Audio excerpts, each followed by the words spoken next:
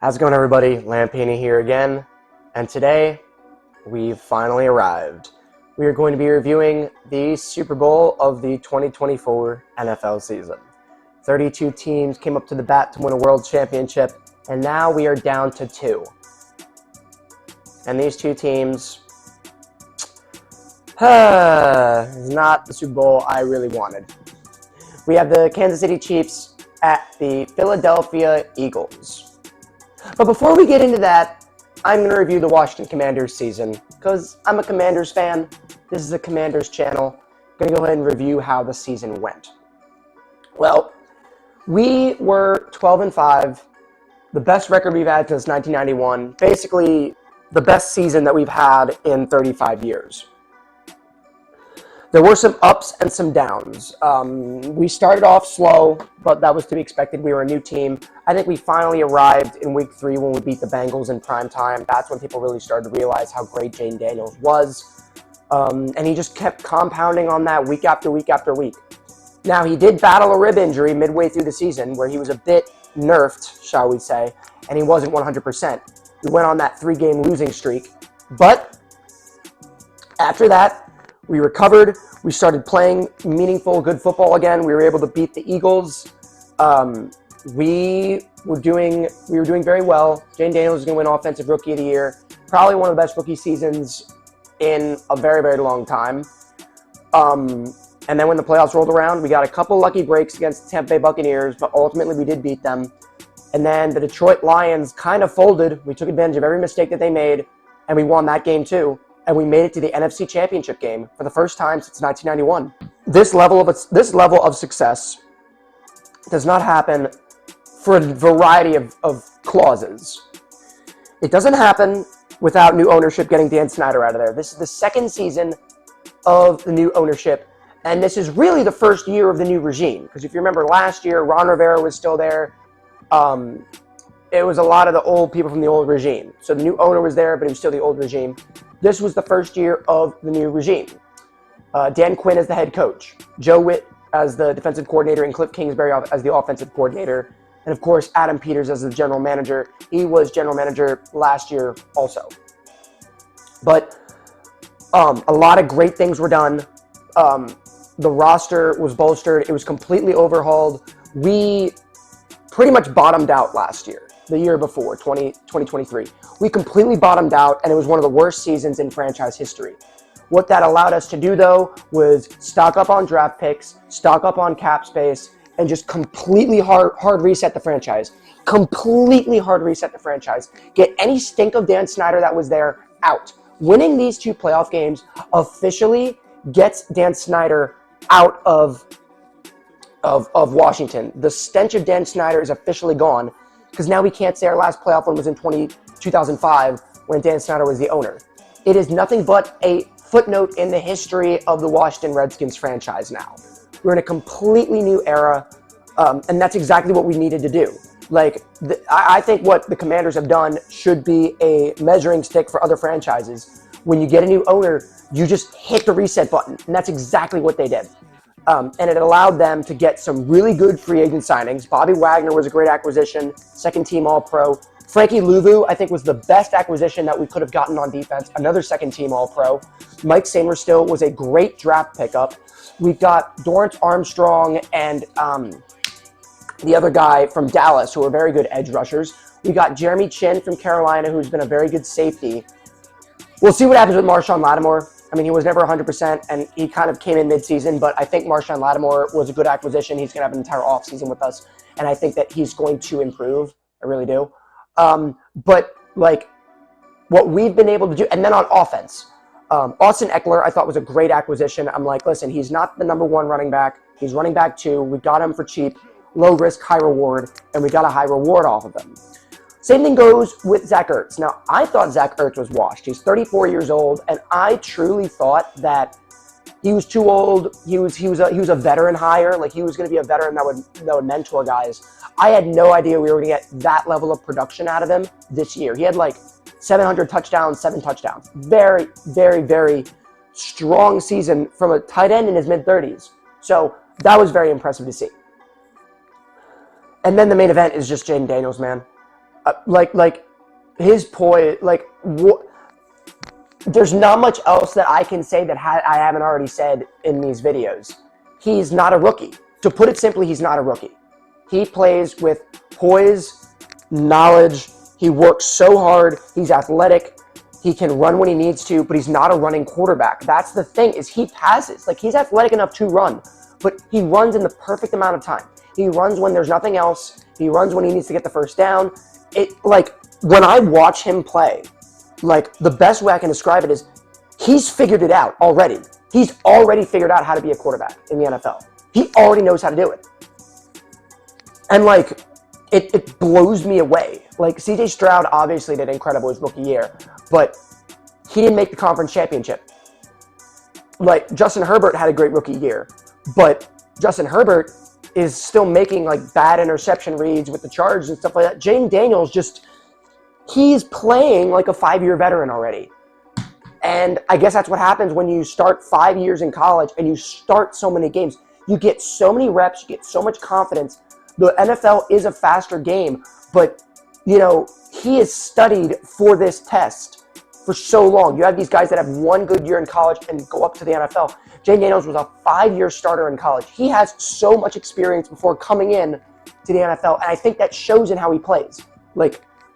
It's incredible.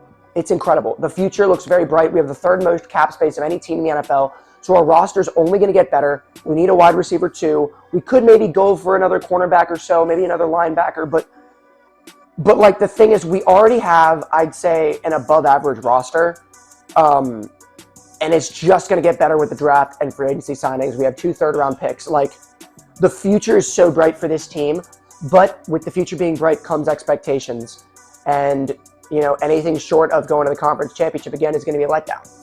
So we'll wait and see how they do, but the future has never been this bright for the Washington Commanders in my entire lifetime, and I cannot wait to make my predictions next year. So, with that being said, now we go to the Super Bowl. The Kansas City Chiefs at the Philadelphia Eagles.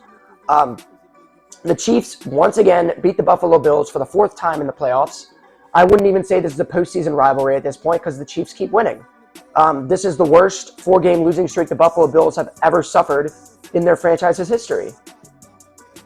But they came very close this time, 32-29. Patrick Mahomes was 18 of 26, 245 yards, 1 touchdown, 111.9 passer rating. Kareem Hunt scored a rushing touchdown. Patrick Mahomes scored 2 rushing touchdowns. They just played a complete game. Mahomes didn't run up the stat line, but he played a perfect game manager type game. No interceptions, 111.9 passer rating. Mahomes is doing what he's doing. He doesn't need to run up the stat line. He needs to win games. And that's what he's done in the postseason, and that's what he's done in the regular season too. He hasn't blown us away with crazy stats. He hasn't thrown for 40-plus touchdowns. He hasn't thrown for 5,000 yards. He is just winning games, simply. He locks in when he needs to, and he wins games. Patrick Mahomes, in his 7-year run, from when he started in the 2018 season, in his 7-year run, he has been to the Super Bowl 5 times. Out of his 7 years as a starter, he has never failed to reach the conference championship. He has 17 playoff wins in his first 7 seasons. That puts him second all-time. Already, he's second all-time. He's ahead of Joe Montana. He's ahead of Peyton Manning. The only guy he's not ahead of is Tom Brady. He still needs to double his amount of playoff wins to get to Tom Brady. But at the rate that he's going to do it. So, if Mahomes wins again, and he wins 4 Super Bowls in 7 seasons, we are talking about top 3 all-time for Patrick Mahomes. What he has done, and I understand Super Bowl rings are a team victory.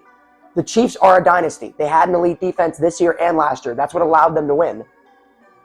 But guess what? Tom Brady always had elite defenses too. So you're talking about if Tom Brady's number 1, Patrick Mahomes is number 2. If he wins this Super Bowl, he's number 2. I would put him number 3 all-time right now. If he three-peats, the first team ever to win the Super Bowl 3 years in a row, Mahomes is top 2 behind Tom Brady, in my opinion. What he has done is just unbelievable. For that reason, I want the Chiefs to win. I want to see history, and I just hate the Eagles and their fans, so I don't want to see them win. But I want to see history. I want to see something that no one has ever seen before. I want to see Andy Reid continue to win another ring, and I want to see Mahomes bolster up his legacy. It's just... That's all I see. As for the Eagles, this is, in my opinion, a complete duplicate of their 2022 season. Their 2022 season, they were a powerhouse. They defeated teams, and they defeated them convincingly. They were a strong team. They had an elite defense. They were a well-rounded team with a whole lot of talent. On paper, they should win the Super Bowl. Same thing goes 2 years ago, but they lost to the Chiefs. They're in the exact same situation now, but they have Saquon Barkley. Saquon Barkley had 15 carries for 118 yards and 3 rushing touchdowns. His first freaking carry of the game, he goes 60 yards against us and scores a touchdown. At that point, you just can't help but be impressed, and that's how I was. He has been the most valuable player in the NFL. He's not going to win it. Lamar is going to win it, but I think it's sad because Saquon Barkley should win it. What he's been doing is incredible this season. It has been absolutely incredible. Jalen Hurts with another game manager game, 20 of 28 for 246 yards and a touchdown, 110.1 passer rating. Jalen Hurts also rushed for 3 rushing touchdowns. It's just like they are such a well-rounded team. It just reminds me when they played the 49ers in the NFC Championship game, and their quarterbacks, the 49ers quarterbacks, kept getting injured, and there was no like miracle run where they could score. Eagles just stamped on their throat, you know? So if any team is going to be able to contain Saquon Barkley, though, it's going to be the Chiefs. So realistically, these are the 2 best teams in the NFL. So I guess it makes sense that they made it to the Super Bowl together. So from that perspective, we are looking at the 2 best teams in the league.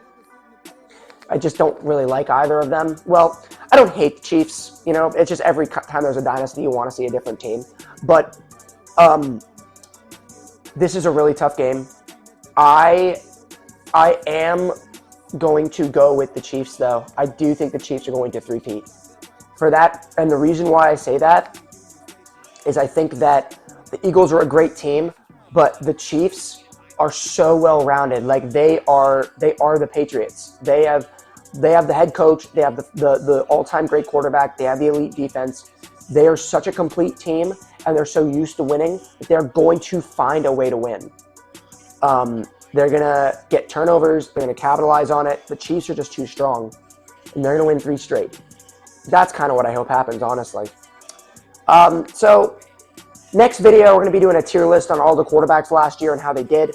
But that concludes my video for the 2024 Super Bowl prediction plus Commanders season recap. It's been a hell of a season. I didn't finish my predictions 2 years ago, but I was able to finish them now. And thanks for everyone who watched. Thanks for enjoying the ride. I'm going to try and make some more off-season content because I've enjoyed making these videos for you guys. With that being said, I'll see you guys next season.